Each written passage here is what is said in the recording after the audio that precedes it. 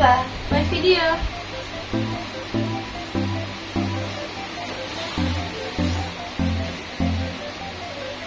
Saya Inaya Keramati Bencana. Saya Syafi dan Najwa. Pada video kali ini kita akan bahas topik tentang bela negara masa kini.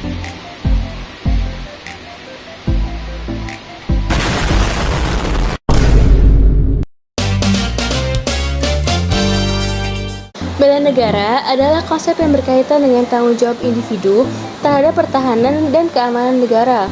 Bela negara tidak hanya dilakukan oleh militer dengan kekuatan senjata, tetapi juga dilakukan oleh setiap warga negara dengan kemampuannya. Konsep bela negara telah terintegrasi ke dalam berbagai aspek kehidupan masyarakat Indonesia.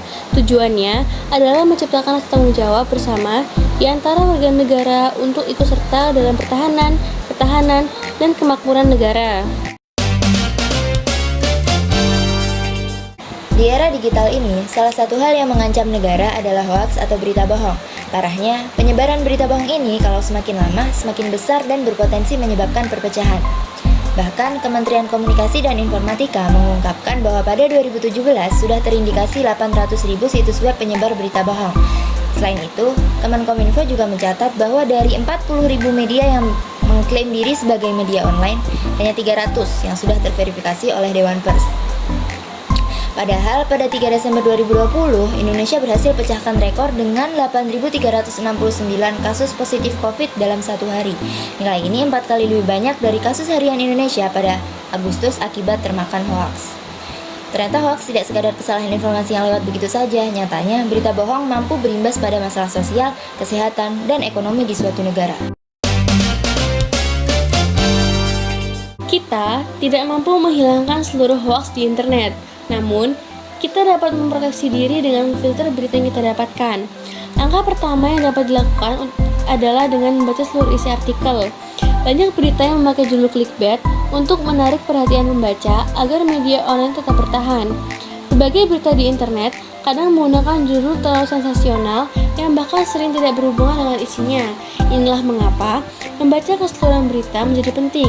Kita juga perlu memperhatikan sumber berita tersebut terpercaya atau tidak. Hoaks juga bisa dicegah dengan pemanfaatan kemajuan teknologi. Ada situs pengecekan berita bohong yang bisa dimanfaatkan untuk mencari tahu kebenaran informasi. Contohnya, turnbackhawk.id dan cekfakta.com. Ada juga platform untuk melaporkan hoaks yakni aduankonten.id oleh Kemenkominfo Indonesia. Salah satu prinsip dalam Pancasila adalah kemanusiaan yang adil dan beradab. Pendidikan Pancasila bertujuan untuk membentuk individu yang memiliki kesadaran akan kebenaran dan menghargai nilai-nilai keadilan. Hoaks bertentangan dengan nilai-nilai kebenaran dan keadilan ini. Pancasila menekankan pada nilai persatuan Indonesia. Penyebaran hoaks bisa memicu konflik dan memecah belah masyarakat. Pendidikan Pancasila dapat mengajarkan nilai-nilai persatuan dan saling menghargai. Pendidikan Pancasila juga berperan dalam membentuk kritisitas dan kecerdasan dalam menilai informasi. Individu dapat lebih terlatih dalam membedakan antara informasi yang benar dan hoaks. Kita harus menjadi pengguna cerdas untuk memakai ponsel cerdas. Pilah-pilah informasi sebelum dibagikan, karena dengan menghentikan satu berita hoaks menyebar ke orang lain, kita telah berkontribusi dalam membela negara. Bela negara masa kini, karena Indonesia rumah kita bersama.